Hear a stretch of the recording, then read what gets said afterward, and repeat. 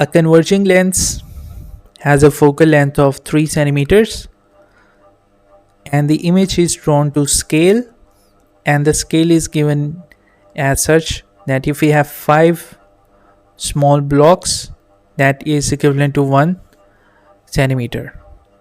So I can write this scale over here, blocks and centimeter. So we might be required to convert uh, the number of blocks into centimeters or centimeters into number of blocks. So if we have 5 blocks, 5 small blocks, we get 1 centimeter. So the focal length of the lens is 3 centimeter. The height of the object is 2 centimeter and is placed 5 centimeter from the center of the lens.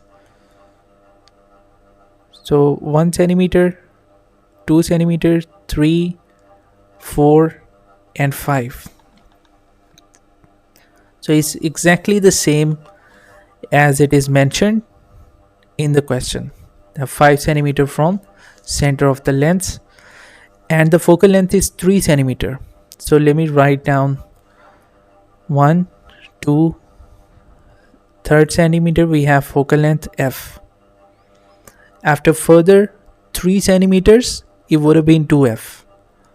So someplace over here it would have been 2f, 2 times the focal length. So the object is placed, we can say the object is placed between f and 2f. But anyway, let's see what the first question is. On figure 6.1, draw rays from the top of the object to show how the lens forms an image of the object. Mark the image clearly. So what we need lead pencil and a ruler, preferably 30 centimeter ruler. We need to place the ruler in such a way that the first ray passes through the top of the object and goes through the center of the lens.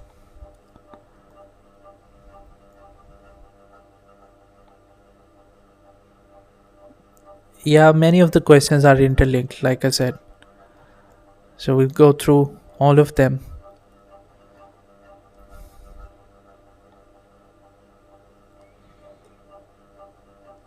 So the first ray drawn from the top of the object, it passes through the center of the lens and it goes undeviated. So the first one. And we must draw the arrows also. Now the other one, the ray which is initially parallel to the principal axis,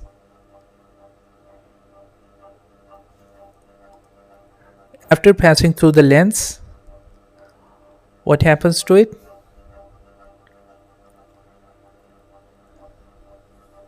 It passes through f. So can I first label f on the right side also? So 1, 2, 3. At 3 centimeters we have f. 1, 2, 3. Further 3 centimeters we have 2f. So after bending, after passing through the lens, this one should go through f.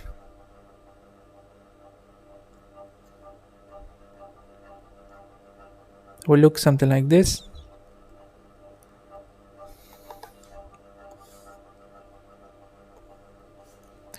So this is the second ray.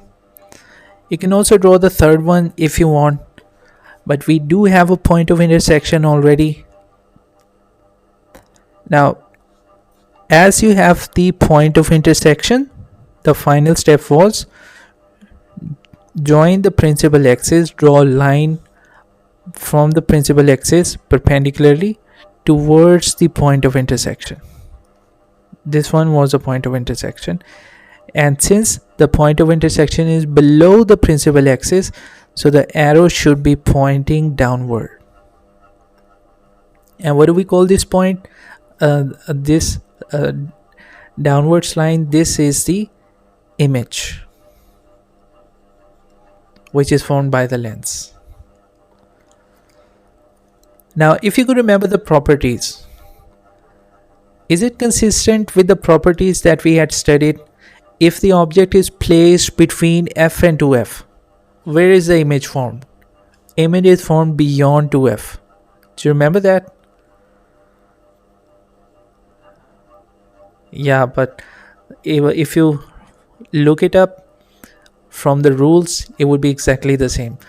If the object is placed between f and 2f of the converging lens, image is formed. The formed image is real. It is real. The image is inverted. It is inverted. And we can simply note down the properties also if they ask us in the upcoming parts. For example, here the image is magnified. State one other feature of the image. Should be quite an easy one. So any other feature?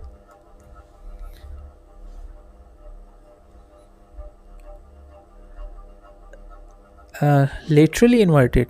Laterally inverted is only the image that is formed by the plane mirror.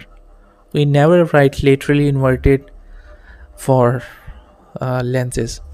Do you mean the image is vertically inverted? Yeah, so we simply say the image is inverted or the image is upside down. So either the image is inverted or the image is upside down.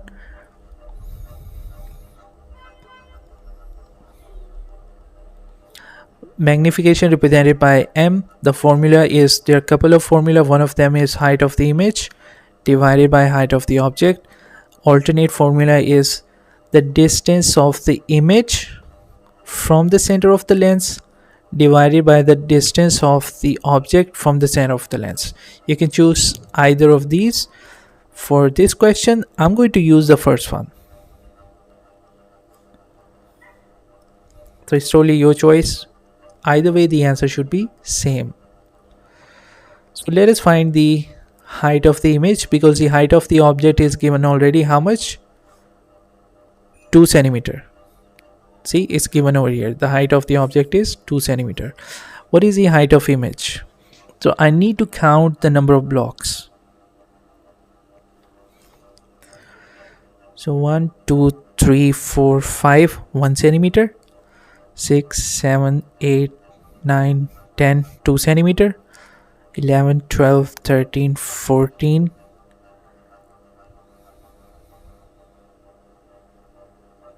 So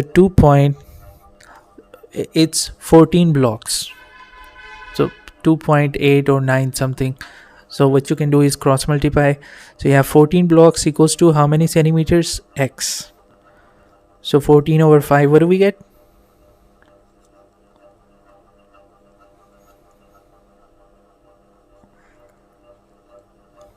So the height of the image that I have drawn over here is 2.8 centimeters, and the height of the object was 2 centimeters.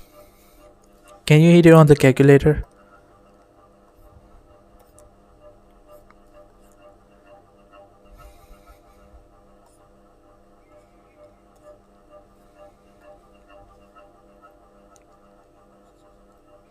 Okay, 1.4 without any unit.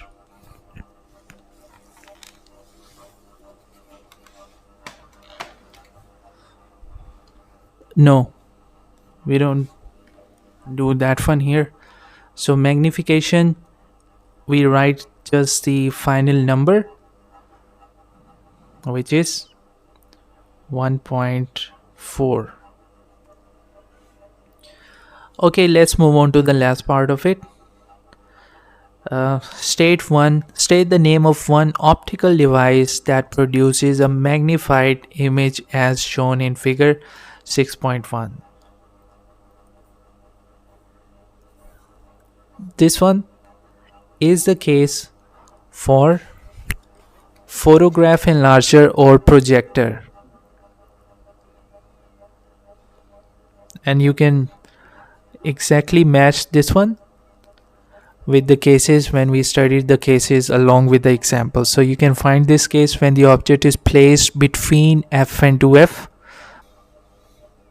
So photograph enlarger, or what do you call that, projector. And by the way, for magnification, the answer is usually in the marking scheme you're provided a range. So you should try to be as precise as possible, but it's the answer is always in a certain range. So as long as the answer is in a certain range, they would accept the answer. Let's move on to the next one. So what do we see in this? Object is given and one of the rays drawn already, image is given, and probably at some stage they would ask us to complete the diagram and form the image, which they have done in part B, sub part 3.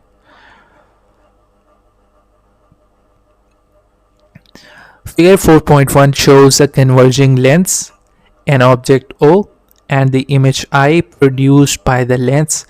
The image is the scale of the image, or the scale for the diagram is once again the same. If you have 5 small blocks, that is equivalent to 1 centimeters. So you can write the scale over here, blocks here, centimeter here. So if you have 5 small blocks, that is equivalent to 1 centimeter. The image formed is real and has a linear magnification of 4.0. You see, they haven't written magnification with x, it's simply 4.0, which means the image is 4 times larger than the object. Define the term magnification. So you can define magnification through the very formula itself. Magnification equals to height of the image divided by height of the object. Yes. So you can write this one in description, okay?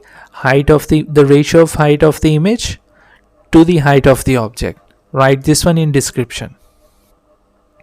Then we have the next one.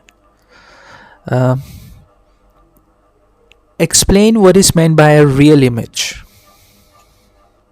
So the image would be real if the rays actually intersect at a point, or the image would be real if the image can be projected on a screen. So there are 2 ways you can answer this one. Image is real when rays do intersect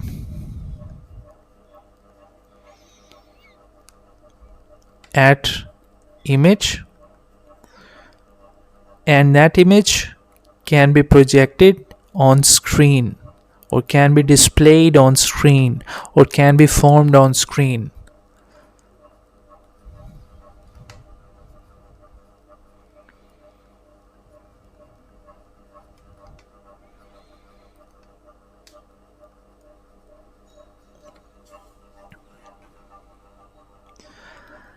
Then we have the first one on figure 4.1. A horizontal ray has been drawn from the top of the object to the lens. Continue this ray until it meets the image. So the ray, which is initially parallel to principal axis, where does it pass from? F. But do we have F in this case? No, but we do have the image, so we can find the F indirectly. Matter of fact, if we join these two, then whatever the point of intersection is on the principal axis, that would be your principal focus.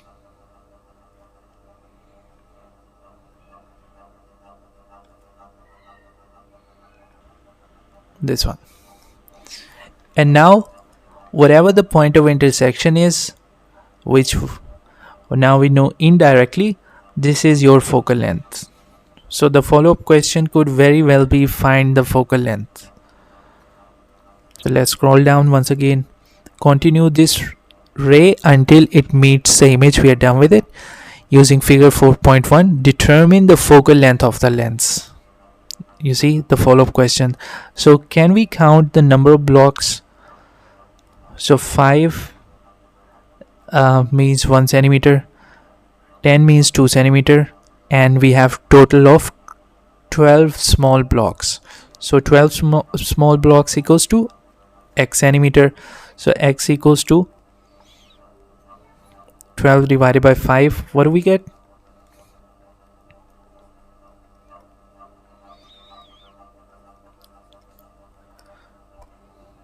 So the focal length that we have in this case is 2.4 centimeter. Make sure you write the unit as well. Draw another 2 rays from the top of the object to show how the image is formed. Okay, should be an easy one.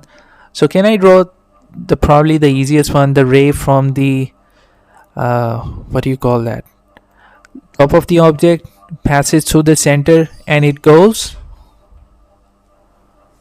undeviated. Yes, exactly.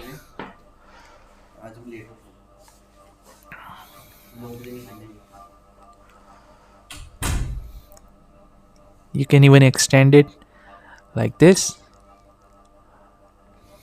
but this is only the first one. We need to draw the second ray also, and the easiest way to draw is, there are a couple of ways. The first one is you label the principal focus on the left side also. So it was after 12 blocks, 5, 10, 11, 12. This is F. So we start a ray initially from F, and then it should become parallel to principal axis.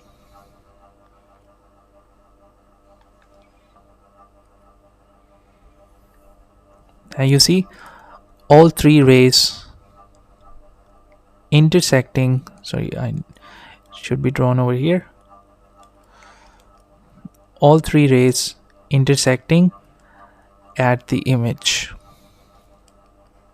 If I could just fix this one quickly.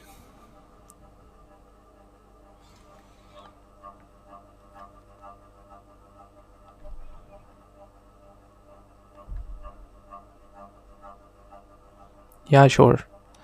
So this one should be drawn something like, but the so we are provided with the converging lens, aka the convex lens. The image of the candle is produced, so we do have an image, but we don't have the object placed over here. The focal length of the lens is 2.4 centimeters. The screen is 7.2 centimeters away from the center of the lens. A sharply focused inverted image of the candle is produced on the screen as shown in figure 6.1. The first one is define the term focal length.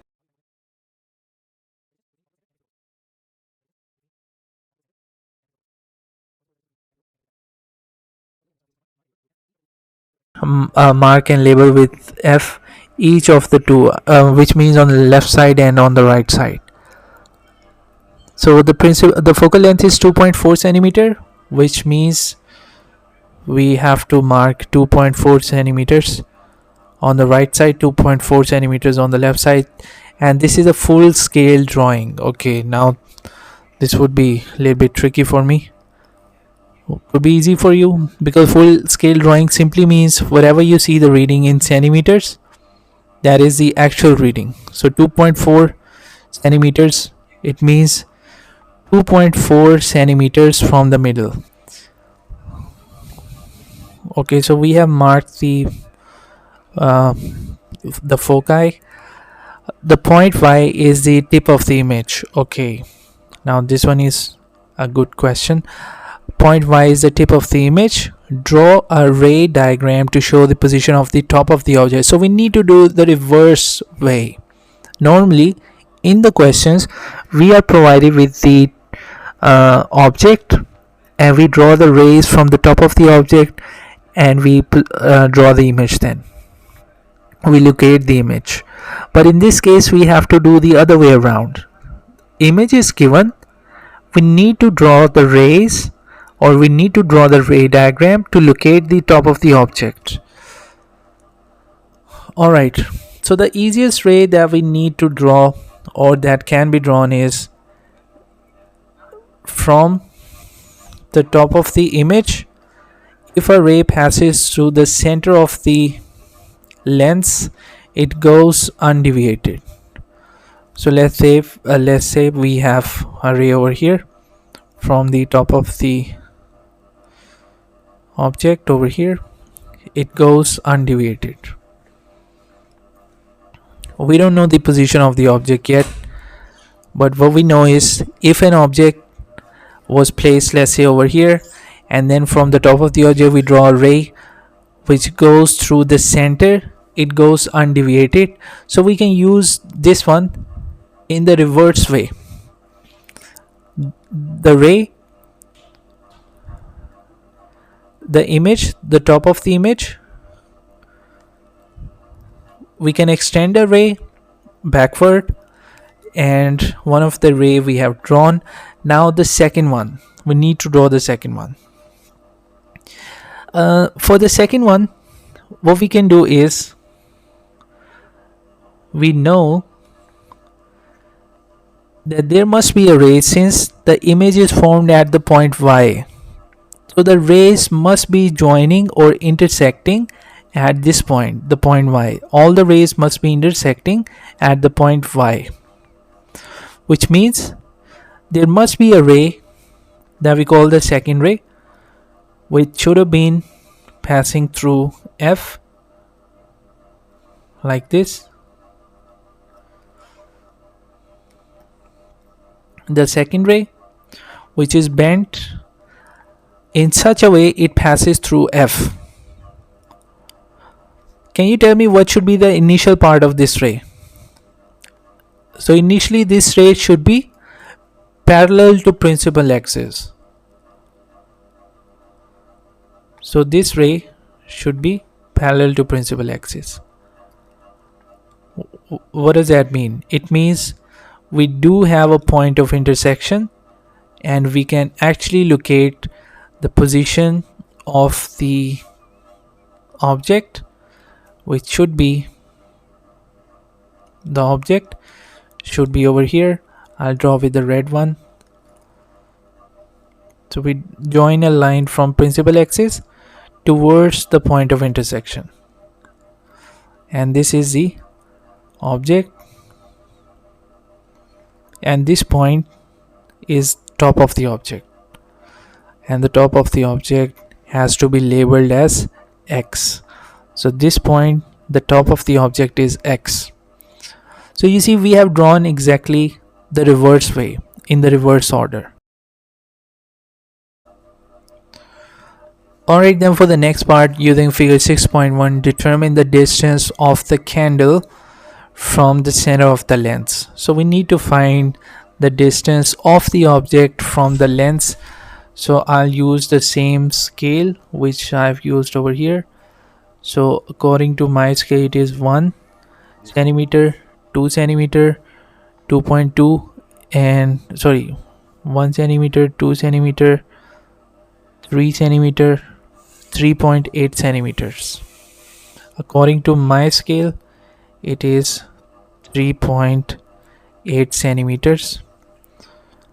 If it is exactly, let's say 4, we don't write it as 4, we write 4.0 instead.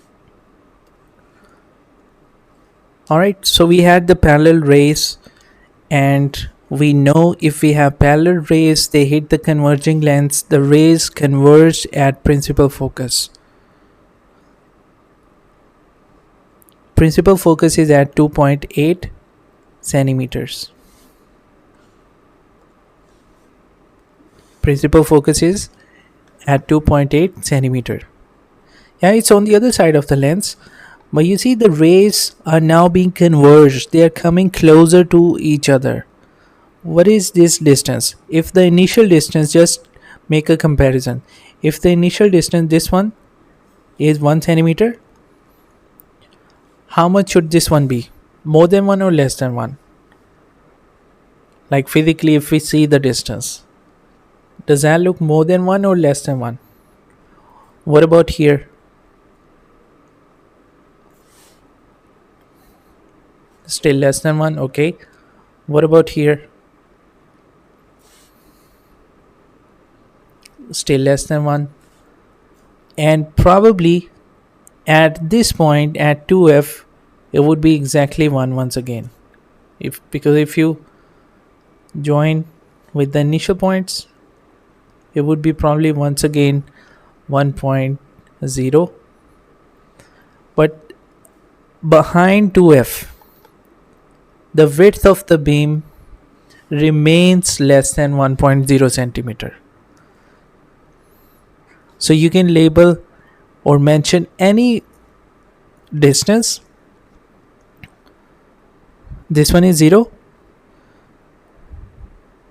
This one is 2.8. And this is double of 2.8, which is 5.6. So from 0 to till 5.6 centimeters, at any of the distance, the width of the beam remains less than 1.0 centimeter.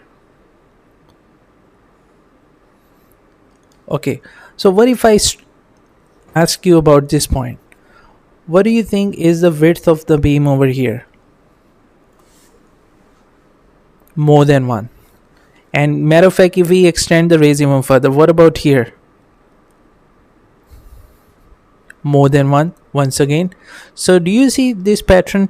As soon as we cross 2f, the width of the beam starts to increase beyond 1 centimeter, beyond the initial value. Yes or no?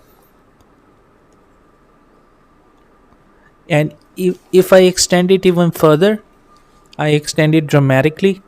Let's just have a dramatic value. So for example, I extend this one over here, and I extend this one over here. Now what is the width of the beam? Let's say at this distance. Is it less than 1 or more than 1? More than 1. So in the yellow shaded region, the width of the beam would remain less than 1. In the blue shaded region, the width of the beam would be more than 1. So you can choose any of the point, any of the distance in the blue range. I can go with any number beyond 5.6. So I can go with 6 centimeter. I can go with 7 centimeter. I can go with 8.1 centimeter. I can go with any number. So we have, by the way, we have drawn f and 2f, thankfully, on this one as well. I'll try to draw the principal axis, which will look something like this. Yes, this is the principal axis. I've marked f and 2f. But let's see what the question is. On figure 6.1, draw the paths of the two rays as they pass through the lens. Probably the easiest one. So we take a ruler. We extend the easier one first. This ray goes or passes through the center of the lens. Hence it goes undeviated. The first one, it was initially parallel to the principal axis. You see, it was parallel to principal axis. After passing through the lens, it goes through where? From F. Not really parallel, but just appear to be parallel. So we were supposed to draw image or just draw the rays. Draw the path of, so we were just supposed to draw the path of the rays. We have done. Explain how your ray diagram shows the image is more than 11 centimeter away from the lens. Now it makes sense. Image is not formed uh, close enough. So this one is distance of 5.6 centimeter, and the image is not being formed up till at least up till 11 centimeter. So it is beyond 11 centimeter, could be at 13, could be 14, could be 20, we don't know, but up till 11 centimeter we cannot see the image being formed. Why? Because up till 11 centimeter the rays of light do not intersect. So this is how we explain it. Since up till 11 centimeters the rays of light do not intersect,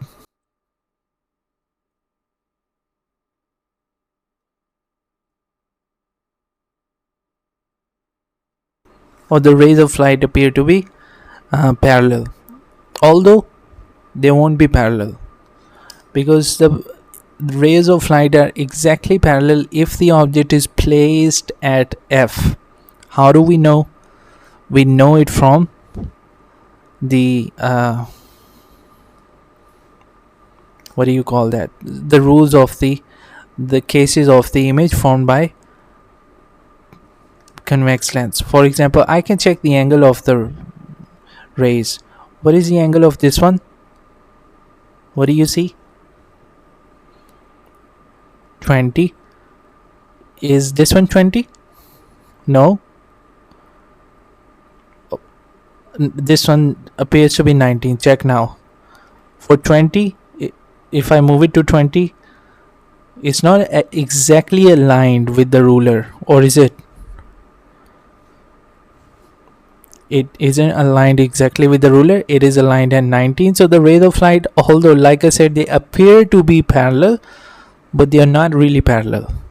And we know it indirectly also, that the rays of light would become parallel only if the object is placed exactly at the principal focus. So this is the benefit of memorizing the cases of the image formed as well. Anyway, let's move to the next one. Underline 3 of the following words which describe the image: diminished, inverted, magnified, upright, virtual. First of all, would it be virtual? No, the rays of light are almost parallel, but at some stage, at a certain distance, although that distance would be quite large, they would actually intersect. So the image is not virtual, rather the image is, as opposed to the virtual, we have real one. Upright or inverted?